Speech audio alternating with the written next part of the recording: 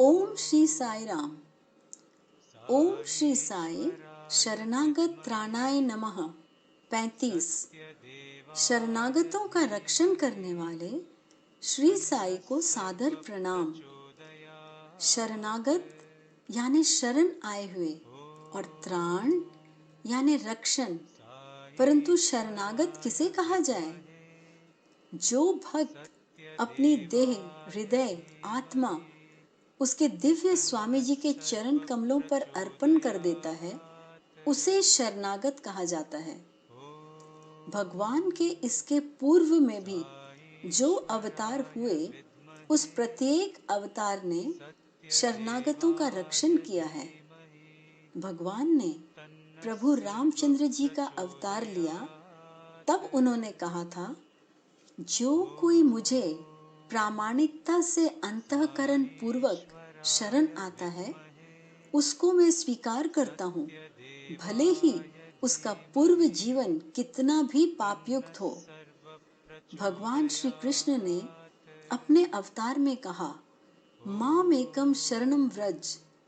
इसका मतलब केवल मेरी ही शरण आना, मैं तेरा रक्षण तारण करूंगा, मुक्ति प्रदान करूंगा। शिरडी अवतार में श्री साईनाथ जी कहते हैं, मेरी शरण में आया और व्यर्थ गया, दिखाओ ऐसा कोई। यानी पूर्णतया शरण आने वाले व्यक्ति को भव सागर पार करके परले तट पर ले जाने का कार्य मैं करता हूँ। इतना ही नहीं तो साईनाथ जी का ऐसा भी एक वचन है, मैं आपका भार हमेशा वाहन करूंगा। नहीं, ये अन्यथा मेरा वचन है। सांप्रत के श्री सत्य साई अवतार कहते हैं, शरणागत हो जा और खुद की रक्षा करो। इस विधान को पुष्टि देने वाली एक सुंदर कहानी। कुप्पू स्वामी, ये स्वामी जी का बचपन का दोस्त, स्वामी जी के साथ उनकी कक्षा में पढ़ता था। दोनों की जिगरी दोस्ती। स्वामी जी कहीं भी जाते थे तो कुप्पू स्वामी उनके साथ ही होता था। एक बार ऐसे ही बातें करते समय कुप्पू स्वामी स्वामी जी से बोले, स्वामी जी, हम आपके भक्त आप पर इतना प्रेम करते हैं कि समय आने पर आपके लिए अपने प्राण भी न्यौछावर करेंगे।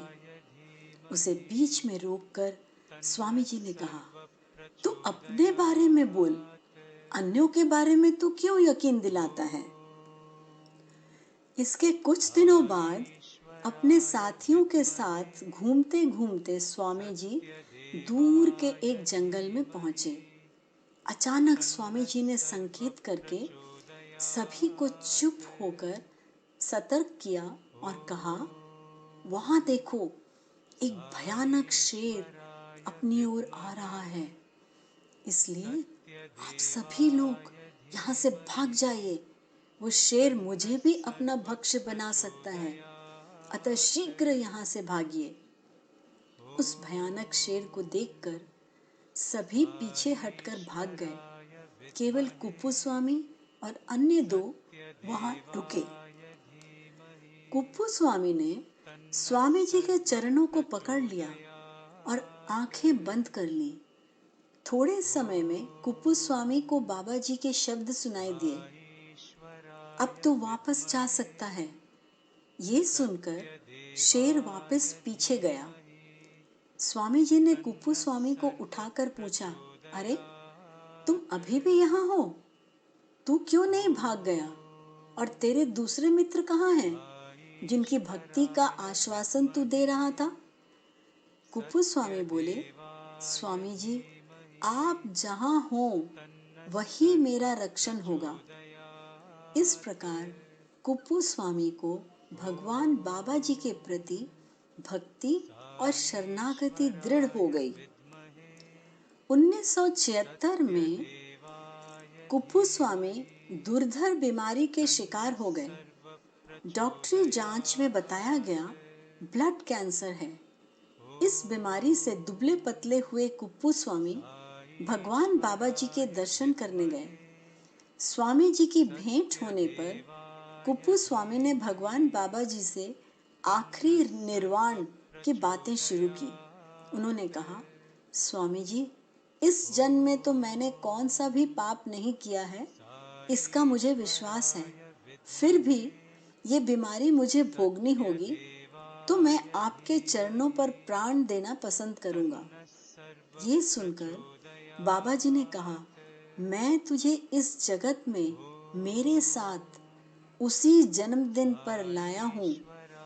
वह क्या तुझे मृत्यु के हवाले करने? आज से तुम्हारा ब्लड कैंसर कैंसल कर दिया है। और उसी क्षण से कुप्पू स्वामी व्याधि मुक्त हो गए। यह शक्य हुआ केवल बचपन से कुप्पू स्वामी की भगवान बाबा जी के प्रति अटूट श्रद्धा और शरणागति कारण। हम इतना ही कहेंगे, शरणागत प्रिय साई रामा, शरणम शरणम साई रामा। ओम श्री सत्य साई नाथ अर्पणम अस्तु।